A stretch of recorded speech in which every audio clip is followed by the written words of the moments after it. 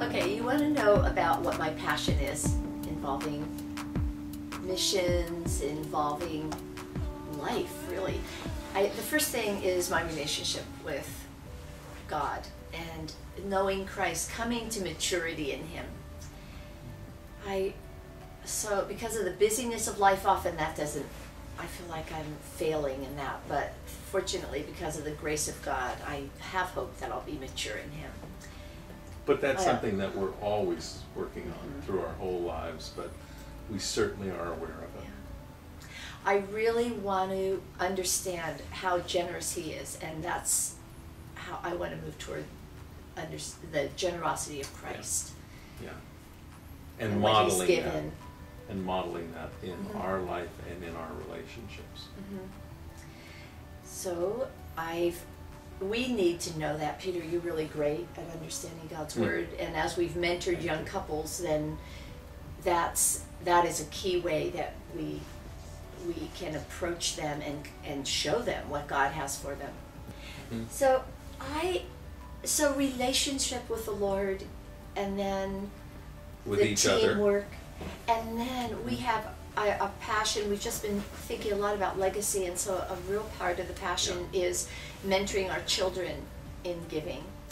One of the ideas we had years ago was to ask each of our adult children and their spouse to serve 2 years on our foundation board, just to get a taste of what it was like. We have 4 children, and all 4 willingly did that. All 4 served sequentially their 2-year term, and it was a huge thing, don't you think? It was great for us, and it was great for them. They learned a lot, but we learned a lot from them. It surprised us how much they had to offer. We did, and so now, as time has gone on, now we have 2 of them presently on the board again. We have one who has worked part-time for us, and a son-in-law working part-time, and it is just. And when they come back on the board, they realize how much we've grown. And they were an encouragement for us to get younger staff. So as we've all aged, along with our board members, our girls, their husbands, and now our staff are all, how many years younger? 30-ish. 30, basically. So we have 30. a much younger team on in our giving, which is really critical in today's world. And we did that consciously, because we needed to move our thinking to be fresh, and we wanted to be generationally more in tune with what God was doing in the world today, and felt we were becoming more removed, but that our family and our staff, being young, would help keep us and the work we were doing fresh and right on the cutting edge of where God was working. And since I'm feeling, I like to just do things. And since I'm strategic, I like to think of yes. And the advantage has been, though, the younger staff I say things to them like, I want more impact. And so they'll say, oh, what does impact mean? Does it mean geographic? Does it mean topical? Yes. Yeah. And I have to learn how to communicate with them, and then I so respect them. That's a real plus. It is. Each of our girls and their families are so generous in their own way. They're hospitable, and I'm just so proud of them. So they share in our giving, but they also are generous by them on their own. They are. They have a ministry. All of them have a ministry of hospitality and a ministry of generosity. And it isn't that they're all well-to-do. It's that they are passionate about giving from what they have, out of their own resources. At a point in time, I don't know if any of you would understand this, but Peter was concerned because we gave them discretionary money to give that maybe that would affect their own personal giving. And when we brought it up, their response was, what are you talking about? We see it as 2 different pots for sure, and we know that we have a responsibility before God to be giving our own money, so don't worry about it. We love, and we give to different things than first fruit, than what you're doing. Than our foundation does, right. So that was encouraging. Now we're focused on our grandchildren, and we're trying to figure out how old. 10 of them. How old must they be before we can actually maybe give them a little bit of money. We've tried with, we've set an age of 15, and they have to learn. They have to. And it takes time. So it's, the 15-year-old has given some. Right at the moment, she's off on a trip to Lebanon and Syria. Yeah. With her dad. With her dad.